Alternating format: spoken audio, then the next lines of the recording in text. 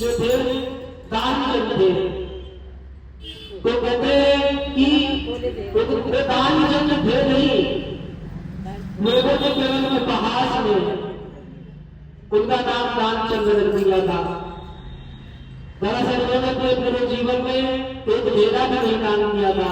तो अब दान न देने के कारण लोगों ने उपहास में इनको कहना स्टार्ट कर दिया दानचंद दानचंद दानचंद।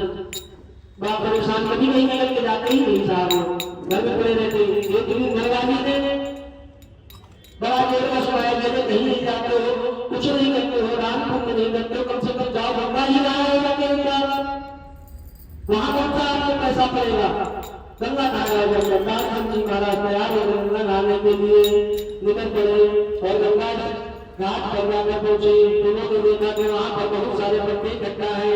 तब दानचंद सोचने लगे कि अगर हम घाट पर स्नान करेंगे तो पंडाओं को कुछ न कुछ दक्षिणा देनी पड़ेगी। अब दानचंद जी विचार करने लगे कि अब क्या करेंगे, इस दक्षिणा से बच जाए हम। तो बगल में ही कहते हैं कि मुर्गा घाट था और वहां पर कभी कभी मान लो कोई मृत्यु हुई तभी आएगा तो खाली पड़ा था मुर्गा घाट। तो उन्होंने सोचा कि ऐसा करें किसी मुर्गा घाट में जाकर स्नान कर ले जाते हैं। तो भगवान जी कहते हैं कि बड़े नौटंकी हैं और उसकी दानचंद की व्यवस्थाओं को देखकर उनकी परीक्षा लेने के लिए आ गया। दानचंद जी महाराज जैसे ही अपने वस्त्र उतार कर गंगा जी में जैसे डुबकी लगाई, हर हर गंगे नमामि गंगे डुबकी लगाई और जैसे बाहर निकले तो भगवान एक कंधे का वेश धारण कर वहां पर बैठ गए। अब दानचंद जी कंधे को देखे, अरे अब तो यहाँ भी देना पड़ेगा। फिर गंगा जी में चले गए, फिर डुबकी बाहर आए, फिर देखा वहां से निकले महाराज दानचंद जी और पंडा जी मेरे जजमान की जय हो जजमान। आज तक कोई नहीं मिला, चलो महाराज आप आ गए तो कम से कम 6 महीने की व्यवस्था हो जाएगी। 6 महीने का तो दान में ही जाएंगे आप। बड़ी कृपा की आज भगवान ने। अरे बोले 6 महीने को तो छोड़ दो, हम तो 1 महीने भी नहीं दे सकते, 1 दिन का भी नहीं दे सकते, आप 1 टाइम का भी नहीं दे सकते। बोले तुम आए हो आप गंगा स्नान करने तो कुछ तो देना ही पड़ेगा। लेकिन बोले नहीं महाराज हम तो कुछ नहीं दे सकते। भगवान भी बोले बोले अच्छा ऐसा करो उधार ही दे दो दान, जब हम आपके गांव की तरफ आएंगे तो आप हमको दे देना। बोले ठीक, अब कितना करोगे? तो कंजूस आदमी बोला 1 भेदा, वो भी उधार। बोले 1 भेदा ना ठीक, संकल्प करो। संकल्प करवा दिया, संकल्प करवा दे दिया। दानचंद जी घर पहुंचे, भोजन किया और आराम करने लगे। और भगवान के उनके पीछे ही पड़े हैं। भगवान पहुंच गए, घूम रहे थे और प्रभु वहां पर पहुंच गए और जब आया तो पत्नी निकली बाहर। बोले देखो दानचंद जी ने हमको 1 भेदा दान के दिया है, तो वही इधर से निकल रहे थे और 1 भेदा अपना देते आए हैं। अच्छा अब पत्नी उनकी अंदर गई, दान से कहा किसको दान ले आए हो? वो आपके दरवाजे पर खड़ा है और मांग रहा है।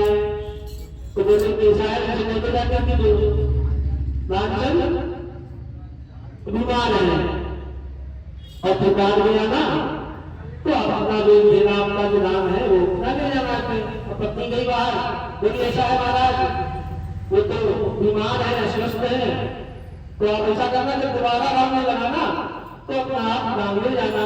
अरे बोले राम राम, अब हमारा यजमान मेरा यजमान बीमार पड़ा है और मैं यहाँ चला जाऊँ, बोला था कहीं हो ही नहीं सकता। अब तो मैं यही बैठकर भगवान का नाम संकीर्तन करूंगा जब तक बीमारी से मुक्ति नहीं पाते। उनके रोग दोष के लिए मैं अनुष्ठान करूंगा, यहाँ पर उनके लिए पूजा करूंगा।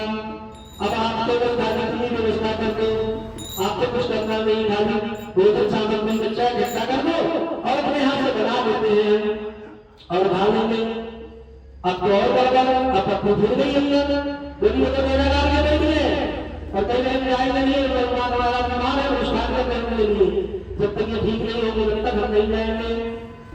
अब दानचंद बहुत परेशान, बोले अच्छा ये है कि अब जाकर कहते जाकर कि सेठ जी मर गए, मुझे लगाया। बोले सांस रोक के पड़े रहेंगे। अच्छा अब पत्नी गई बड़ी ऐसा महाराज क्या करेंगे, बीमार है बिल्कुल वो प्राणांत होगा महाराज उनका है। अरे बोले अरे भगवान राम राम राम राम। अब ये विमान का बोले कैसे कैसे जाए, बड़ा बात पड़ेगा। अब तो क्रिया कार्यक्रम करके ही जाएंगे इनका, और तुम कहाँ परेशान होगी। हम अभी जाके दौड़ के भी सबको सूचना दे देते हैं कि दानचंद जी नहीं रहे।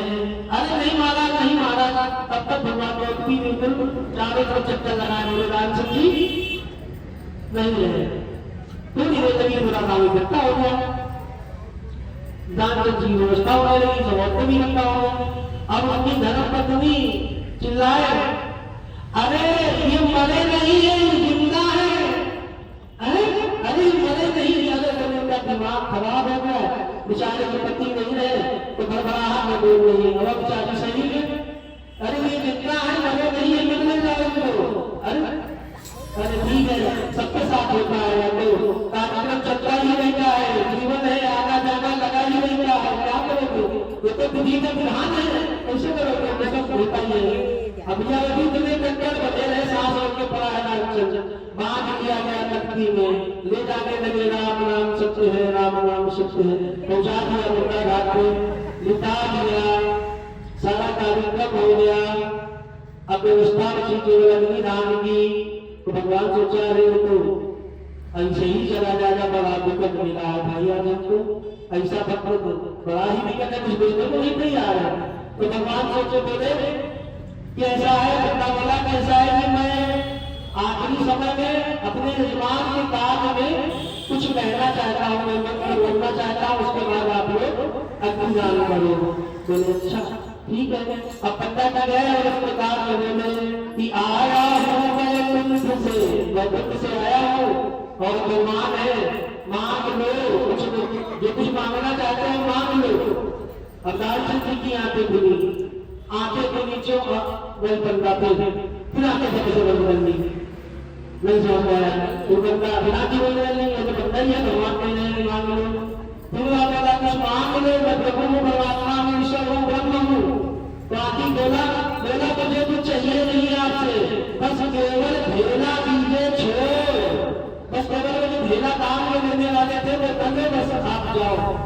तो ऐसे ही है महाराज हमारे कार्य में, ऐसे कितने कष्ट में लोग काम करते हैं, उसके बाद आके भगवान में स्मरण करते। तो मैंने कहा हुआ है ये अतिशय कंजूसी नहीं करनी चाहिए। भगवान का कहीं भी कार्यक्रम हो रहा हो, अनुष्ठान हो रहा हो, यज्ञ कुछ भी कार्यक्रम हो रहा है, एक तो धर्म से भी नहीं निकलता है नहीं पर पापा पत्र तो चला जाता है, लेकिन पुण्य में नहीं लग पाता है मन में, क्योंकि जो पाप रूपी अंदर जो हमारे कर्म है करते नहीं देते हैं। पुण्य रूपी जो है जो आप लोगों का पुण्य है, जो आप लोग यहाँ बैठे हमारा बड़ा कई करोड़ों जन्मों के पुण्य मेरे हुए होंगे, तो भगवान का नाम संकीर्तन करने का अवसर